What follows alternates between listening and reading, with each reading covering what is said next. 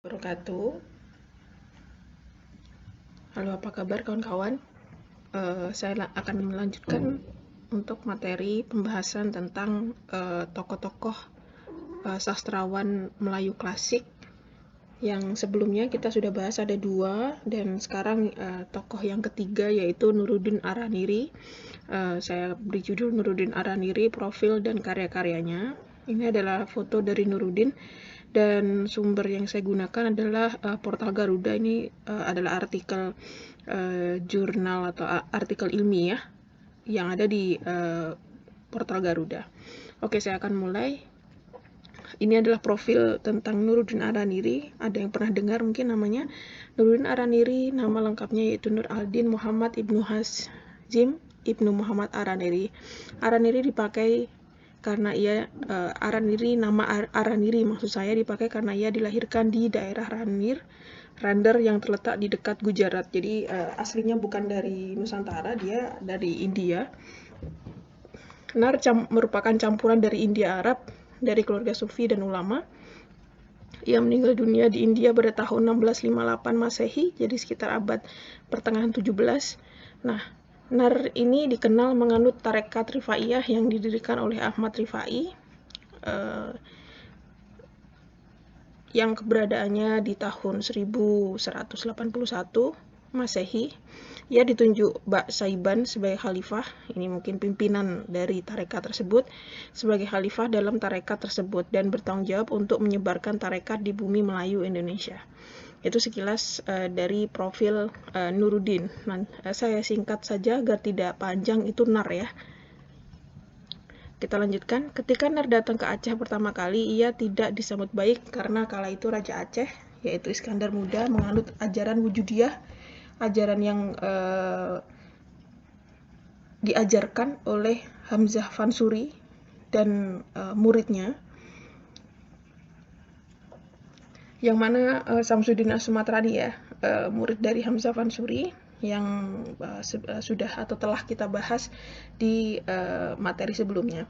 Atas penolakan tersebut, jadi karena posisinya sudah ada yang kerajaan Aceh itu sudah ada yang menjadi penasihat agama, jadi akhirnya untuk ajaran Nar itu belum bisa diterima oleh raja pada kali itu. Atas penolakan tersebut ia pindah ke Pahang dan tinggal di sana beberapa tahun. Kala itu kerajaan Pahang dipimpin oleh Sultan Ahmad. Lalu Iskandar Sani beberapa saat kemudian menjadi Sultan Aceh, naik ya menjadi Sultan Aceh, menggantikan Sultan Iskandar Muda. Nah, Iskandar Sani ini adalah anak Sultan Ahmad. Pada zaman Iskandar Sani, ia kembali lagi ke Aceh dan menetap di sana tahun 1637. Ini Nar ya, Nar kembali lagi ke Aceh. Memang targetnya adalah di Aceh, yang mana ajaran Wujudiyah itu memang berkembang di situ, dan menetap di sana tahun 1637 hingga 1644 di bawah perlindungan Sultan dan menjadi mufti pengganti Samsudin Sumatrani, murid dari Hamzah Fansuri yang kala itu sudah meninggal, yaitu penganut aliran Wujudiyah. Saya lanjutkan. Nar adalah penentang keras paham Wujudiyah yang dianut oleh Hamzah Fansuri dan Samsudin As-Sumatrani. Ketika menjadi mufti, ia berhasil menjatuhkan dan melenyapkan paham Wujudiyah dan membersihkan paham tersebut di diri rakyat yang ada di Aceh, termasuk Raja Aceh, Sultan Aceh maksud saya, paham Wujudiyah yang berkembang saat itu. Ia mengeluarkan fatwa untuk memburu orang-orang yang sesat serta membakar kitab-kitab berisi ajaran sesat dari paham Wujudiyah. Pada tahun 1644 ia meninggalkan Aceh karena mendapatkan serangan balik dari pendukung lawan-lawan polemiknya yang tajam dari murid As-Sumatrani.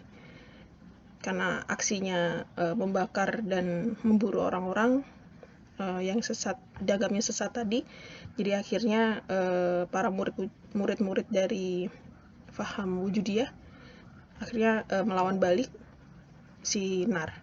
Nar adalah sosok yang cerdas. Selain sebagai sufi, ia juga ahli teolog, ahli fikih, ahli hadis, sejarawan, ahli perbandingan agama, dan politisi. Jadi karena memang dia adalah mufti yang sudah terpilih, jadi memang tingkat keilmuannya juga cukup tinggi. Oke, mari kita bahas tentang Nar, Nuruddin Araniri versus Faham Wujudiyah itu seperti apa dan kenapa dia cukup menolaknya. Menurut faham wujudiyah, Tuhan merupakan kandungan dari alam. Menurut Nar, apabila Tuhan disamakan dengan makhluk, maka itu adalah dianggapnya sesat. Ini adalah penjelasan dari Nar kenapa dia tidak suka dengan faham wujudiyah.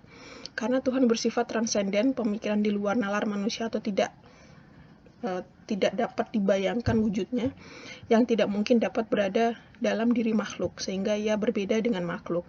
Sebenarnya faham wujudiyah kalau di Jawa itu mungkin kawan-kawan pernah dengar ada yang namanya manunggaling kawula Gusti, bersatunya manusia dengan Tuhan.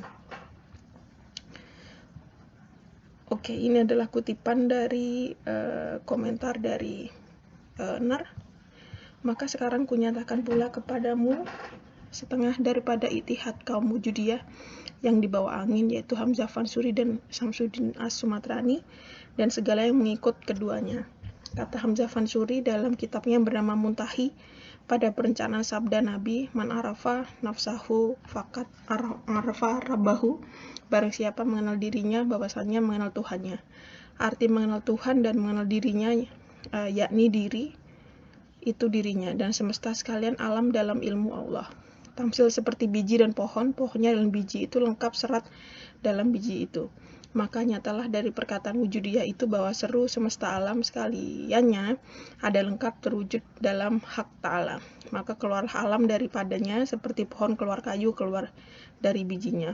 Maka itihad yang demikian itu adalah kufur. Jadi adalah kesimpulan pemikiran dari si Nar terhadap pemikiran dari Hamzah Fansuri dan Samsudin Sumatrani. Kalau dipahami ya memang penyatuan pembedaan dari Tuhan atau bagian dari zat ciptaannya. Nar mengkritik pengingkaran adanya surga dan neraka dalam ajaran wujudiyah. Maka dimanakan oleh kaum wujudiyah yang zindik itu seperti makna pada ayat innalillahi wa inna ilaihi raji'un, adalah maksud mereka itu bahwa alam itu keluar daripada wujud Allah dan kembali juga menjadi bersatu dengan Dia. Karena pada mereka itu tiada surga dan neraka dan tiada ada pada mereka itu Tuhan, hanya Ia bertuhankan dirinya sendiri. Itu pemikirannya. Jadi mereka tidak mengenal adanya surga dan neraka seperti yang ada di Al-Quran. Mereka hanya berpikir tentang wujud Allah. Jadi semua hal yang berhubungan dengan dirinya adalah akan kembali kepada Allah. Bukan nanti akan diadili dan akan masuk ke surga atau neraka. Yang berikutnya, Nar merupakan sosok ulama yang cerdas, aktif menulis, dan berhasil menjelaskan ajaran-ajaran keliru tokoh wujudiyah. Ini adalah salah satu karyanya, ada 29 karya, silakan dicari sendiri.